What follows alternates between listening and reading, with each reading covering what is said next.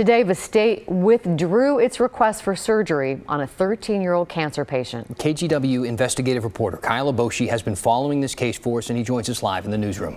In court, the state explained it withdrew the request because a cancer specialist at Randall Children's Hospital in Portland is no longer available to perform the surgery. The state is now looking for another physician, possibly out of state. Last week, a judge postponed surgery for Kylie Dixon. The 13-year-old is suffering a rare form of liver cancer.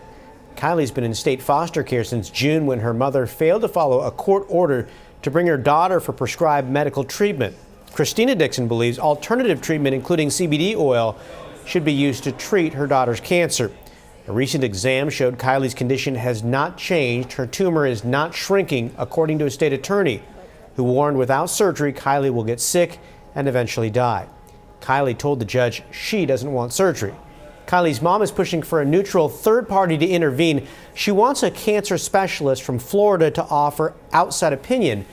There's a trial set for November when Kylie's mom will fight to regain custody.